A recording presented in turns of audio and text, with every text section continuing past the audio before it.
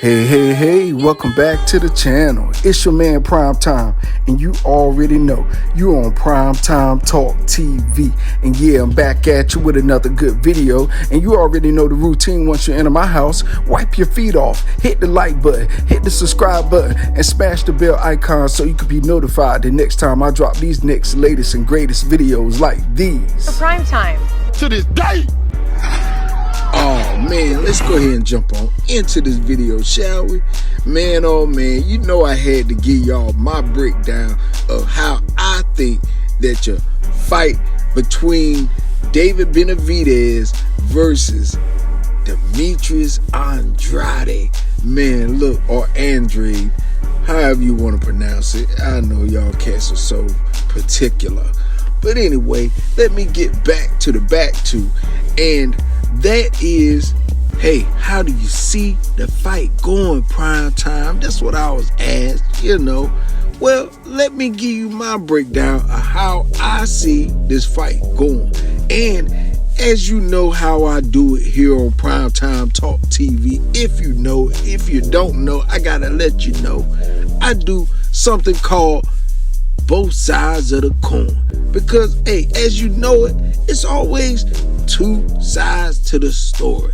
It's his story, it's her story, it's you know, right, left, heads, tail, it's whatever you want to put it as.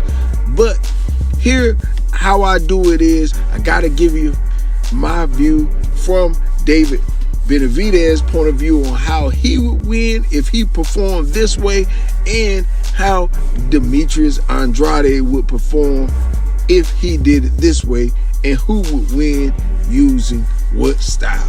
So first, let's go ahead and jump on into it and break it down with your boy David Benavidez. Look, first of all, he got reach, he got the height, so he gonna need to be able to use that to his advantage, because you see many times before, the taller fighter somehow ends up being the shorter fighter or matching the shorter fighter height because of the technique and the athleticism of a lot of shorter fighters that like to crouch and bend down and maneuver and do things to where the taller fighter feels as though he needs to crunch and bend down to be able to punch and accurately hit the shorter fighter.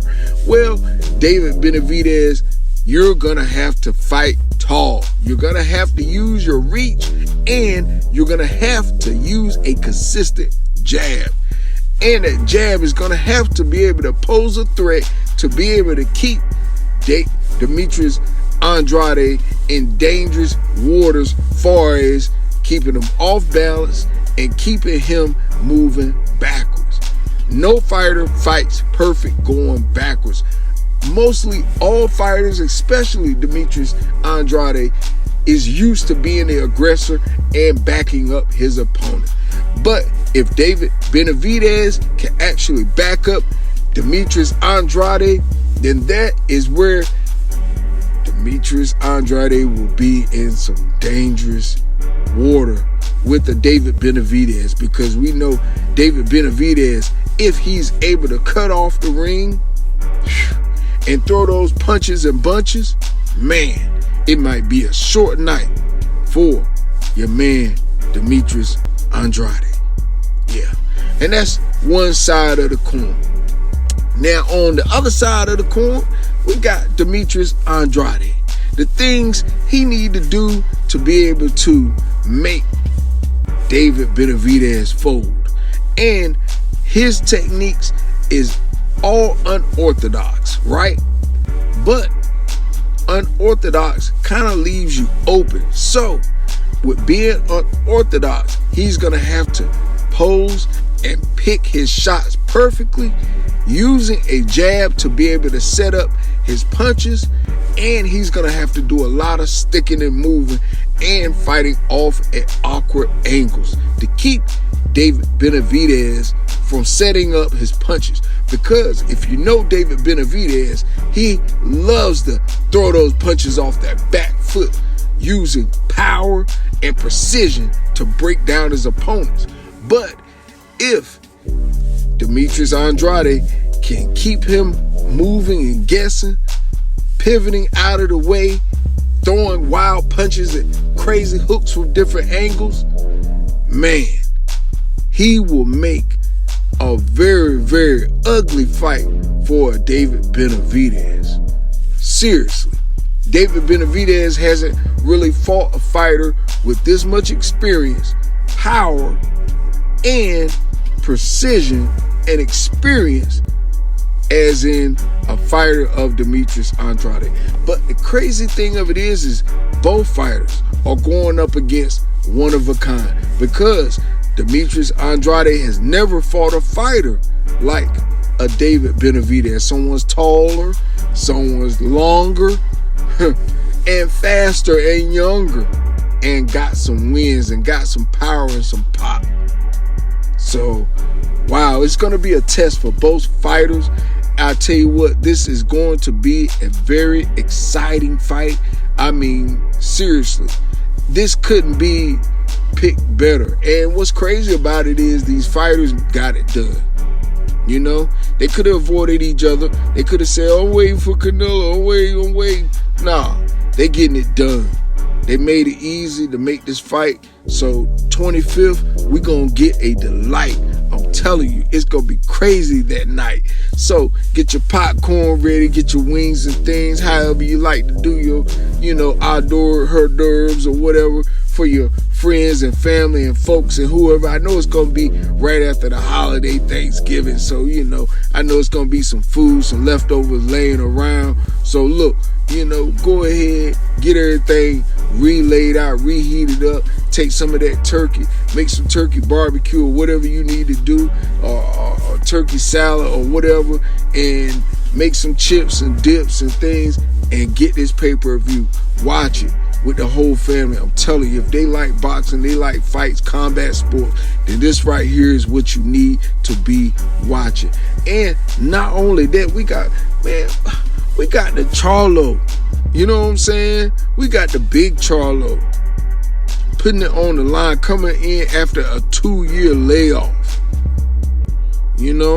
And first of all, before I even get into that fight between him and Jose Benavidez Jr., look, I gotta acknowledge, that Charlo came in and a 2-year layoff and picked Jose Benavidez Jr. Think about that for a minute, y'all. He didn't pick a tune-up fight, some, name of some guy we never heard of. He chose David Benavidez's brother, his older brother. Fought the likes of Terrence Crawford. So, hey, this right here is going to be a double header matchup. I ain't even talking about the undercard, because that's great by itself. I ain't even got to talk about that. What I'm talking about, though, is this double header right here. First time ever, two brothers fighting. You might as well say two main event fights. One brother's fighting a champion, and the other brother's defending his belt against the boogeyman, Boo Andrade, however you want to say his name. Everybody say it a different way, tomato. But what I'm going to make sure about this, no dice about it, that this right here is going to be a fight everyone can stomach. I promise you. Because Demetrius know he got to bring it.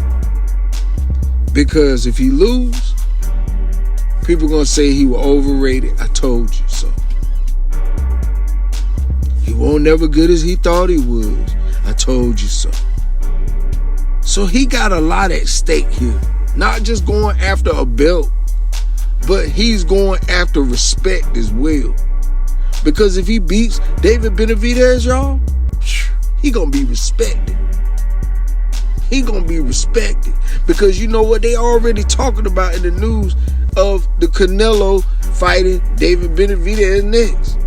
So they already basically banking and saying that, hey, Demetrius ain't got a chance. And I beg to differ. Like I tell you here on this channel, any fighter has a puncher's chance if he in that ring to fight. Because he might close his eye and bite down and hit you with a lucky shot and put you to sleep. Who knows? So I don't like to count my biddies before they hatch. So anyway, with that being said, that's all I got for this video. You already know the routine when you leave my house. Hit that like button, hit the subscribe button, smash the bell icon so you can be notified the next time I drop these next, latest, greatest videos here on Primetime Talk TV. And I'm on social media everywhere. Definitely go to the website, PrimeTimeTalkTV.com, and copy some merch. All right, y'all. Peace, love. I'm out till next time.